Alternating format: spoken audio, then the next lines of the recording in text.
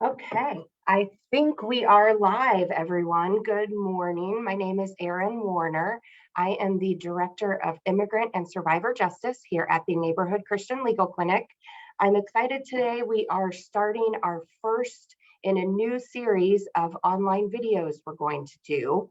It's going to be called Coffee with the Clinic series, and it will be a subject of immigration law and survivor justice type of topics, short videos that we will be talking with you all about. We're going to do them on Tuesdays, the second Tuesday of every month at 11 a.m. I'm a little bit late this morning and we're on a special day, but in the future, mark your calendars for the second Tuesday of the month at 11 a.m. You can see our schedule of topics online. We'll be publishing those, and that way you'll know which topic to come for which week. And then also, if you all have any suggestions for us of topics you'd like us to talk about, you can always let us know that as well. We will be translating these videos into Spanish, so keep an eye on our Facebook page and social media when that will be ready, and then you will have the Spanish version as well. Today, we're going to talk about important updates about 765 employment authorization documents. And at the end, I'm hoping we have time for any questions that might come up. If I don't get a chance to answer them today, I will make sure that we answer them in a future video. So let's get started. First, I need to let everyone know that this presentation is intended as a public legal education workshop and is general information only. This is not legal advice. Immigration cases are complex and they're fact specific. We strongly recommend that you talk to an attorney about your specific case and not rely on this general information that's given here. First, let's talk about what is an employment authorization document. An EAD, as we call it in the immigration world, is an official U.S. government issued document. It is required for legal work in the United States.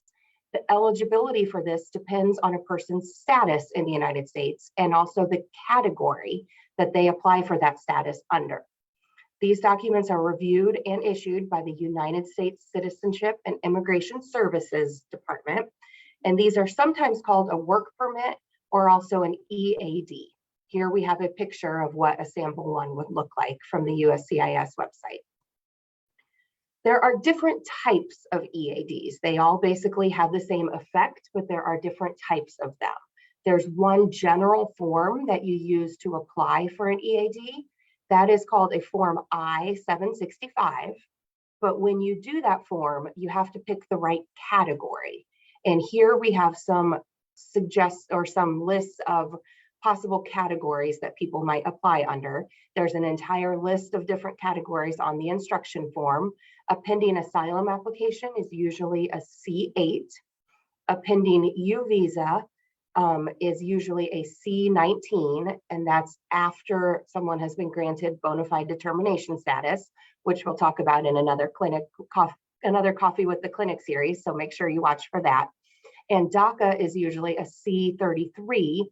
You must file that with your form I-829D, and we'll talk about DACA in another upcoming video as well.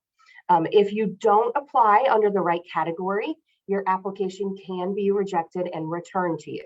So these categories are really important. They're kind of complicated and tricky, but they are really, really important. Once you apply for an EAD and it is accepted, you'll get what's called a receipt notice. And here's a sample document of what a receipt notice looks like. Once that's accepted, you'll get this back in the mail from USCIS. It is official mail from USCIS.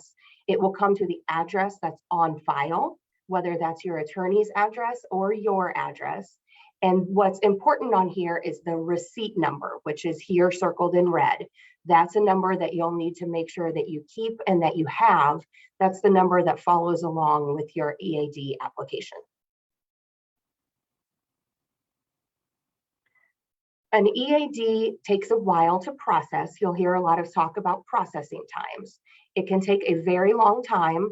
The usual time is within 6 months, but however, COVID has delayed this time period even more from that time.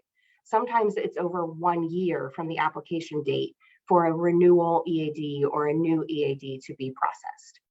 Keep in mind, a receipt notice is not an approval, and we recently have received important updates from USCIS on these processing times, so that's part of what we're going to talk about here today. Keep in mind, these updates only apply to certain categories of EAD renewals. So when we talked before about the different categories that you apply for an EAD under, these updates only apply to certain ones of those, and they only apply to renewals of EADs, not initial applications for an EAD. Usually, the USCIS policy is that a valid renewal of your current EAD with a receipt notice means that the existing EAD card that you have is good for an additional 180 days from its current expiration date. There are some rules. The current EAD card that you have can't be expired when you file the renewal. You have to be in possession of the actual EAD card, and you need a receipt notice and a receipt number. And then once you receive, if you have filed a renewal, usually of your EAD before that EAD expires, and you get a receipt notice, your EAD is automatically extended for 180 days from its current expiration date. However, recently, due to COVID, we received new extended policy guidelines from USCIS. Now, if you've done all of those things we talked about before, once you receive a receipt notice and a receipt number, your current existing EAD card is good for an additional 360 days for a total of a 540-day extension. So what happens now, if you're filing for a renewal of your EAD and you do that before your current EAD expires, if you're in one of the categories that this applies to, then once you get that receipt notice, you get that 180-day extension, and you also get an additional 360 days. So once you have that, if you have possession of your existing EAD card, it's not expired by the time you get this receipt notice, then you can take the extension date from the expiration date from your existing EAD card and extend that by 540 days.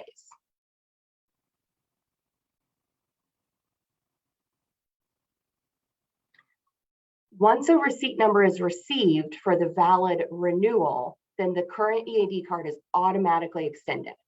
So if you fall under one of the categories that this applies to, then you now have 540 days from the original expiration date on the original card. So here's that sample card again. Here's the expiration date. It shows March 6th of 2020. So it would now be extended automatically for 540 days. So the new expiration date would be August 28th of 2021.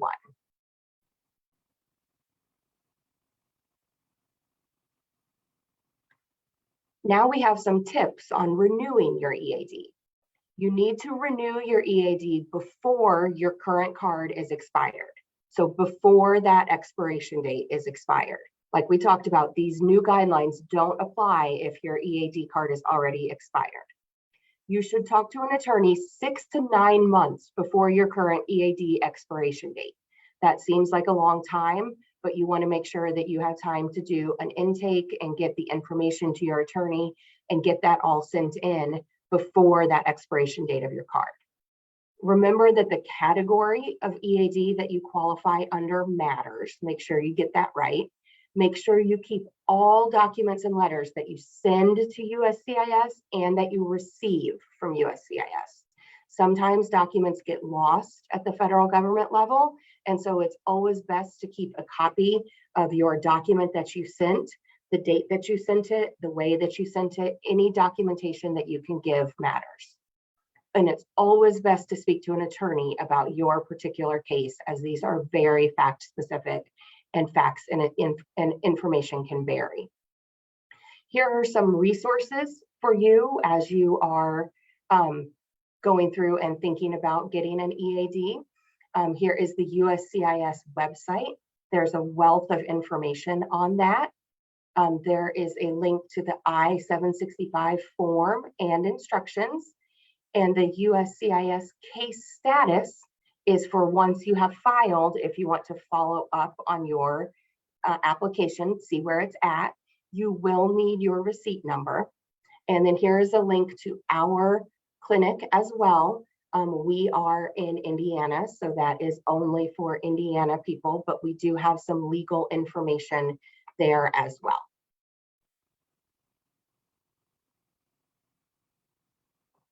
Okay. Lydia, if you are here running our Facebook, if there happen to be any questions, let me know. I'll be glad to answer those. Otherwise, in the future, as we are watching these, if you have questions, feel free to put them in the chat and we will make sure to address them. Or if you're watching the video after the live stream has ended, feel free to put questions in the Facebook chat and we will address them in future videos or do a future topic on them. Make sure that you tune in the second Tuesday of each month. Our next topic is going to be humanitarian parole and updates on the Ukraine. And it will be on the second Tuesday of next month, which, if my calendar is correct, is August 9th. Let me check and make sure, so I'm telling you the right date. Yes, August 9th at 11 o'clock. Make sure that you tune in. There will be probably a different clinic attorney here each time for these videos. We'll be talking about different topics. Make sure that you check in, know what the topics are, and then we will look forward to seeing you next month on the second Tuesday for our next topic in the series. Have a wonderful day. Thank you.